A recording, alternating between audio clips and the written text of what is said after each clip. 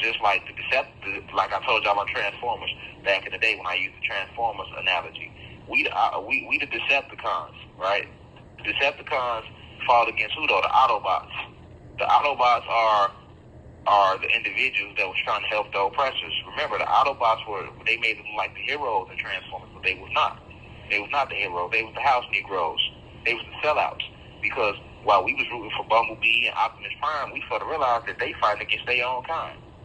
It was the human beings that came down to the planet and took the planet from the Autobots and the Decepticons. Right? The Decepticons went to make war with the humans. Right? This is what they were trying to do. They were trying to make war with the humans. This is why they were trying to destroy them. Right?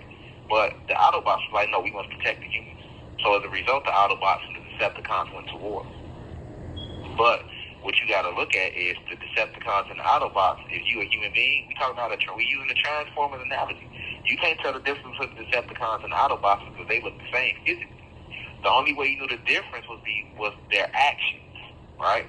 The Autobots was clearly trying to help the humans. The Decepticons was clearly trying to destroy them. So anybody you seen trying to destroy the humans, you knew, oh, well, that was a Decepticon. Anybody you seen helping the humans, you knew, oh, that was an Autobot.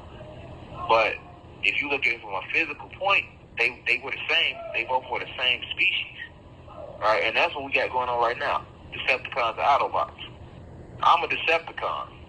You get what I'm saying? I'm a Decepticon. I'm not an Autobot. You know what I'm saying? I'm here to wage war, a holy war, a spiritual war with anybody or anything that stands against righteousness. Anybody or anything that opposes the divine will of the ancestors, the divine will of the infinite creator, the divine will of Olodumare, the divine will of Allah, the divine will of Yahweh, the divine will of Ishwara, the divine will of God, the divine will of Almighty God, the Most High, of Source. Whatever title you want to use to describe the creator, right? And you must understand that while you might not know whether you're a Decepticon or Autobot or not, this war is taking place nevertheless. And because you have a soul as a god or a goddess, you have a soul. That's a powerful thing. Your soul is magnetic. The spirit is electricity. I've been telling you this for years, and I will continue to feed you this so you can really understand. Because I see a lot of people using the term aura now, right? Aura is like trending, everything aura. But when they're doing that, they're sapping away at the true meaning of what the aura is. You have to look at the scientific breakdown of what it is and apply it. You don't just sit here and listen to this shit. Apply it to your everyday life and understand that because you have a soul, your soul is magnetic. Your soul is what they feed off of. The soul is why they use the term selling your soul. It's your magnetism. You got to ask yourself, why is there certain individuals on this planet that can attract millions of people?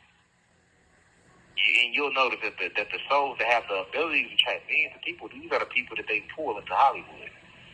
This is how they become superstars. Hollywood doesn't make anybody a star. I repeat, Hollywood does not make anybody a star.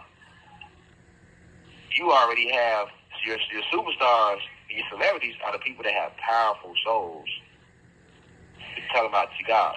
Now, with human beings, you know what I'm saying, most of your celebrities are shapeshifters, reptilians, and Pleiadians.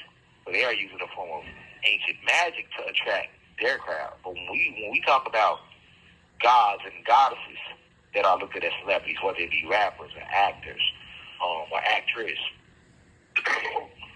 the reason these people are able to attract millions of people, and I'm not talking about the people that's faking it and buying streams and shit and music, I'm talking about real celebrities, people that have real cult followers, as they call it.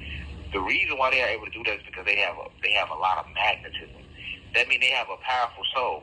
It's the it factor. It's the thing that when you walk in the room, it makes everybody pay attention to you. Everybody's attracted to you. All of them had that before they ever became famous. You know what I'm saying? If you just go look at any of them and look at their story, they all had that. They always had that. That's what attracted the labels to them. Remember in the movie Sinners how they were attracted to his ability to play the guitar? Why? Because his ability to play the blues did what? It attracted people. And not just people on the material plane, it attracted spirits and souls on a spiritual level. Right? But at the same time, this is also where the fallen angels and entities are at.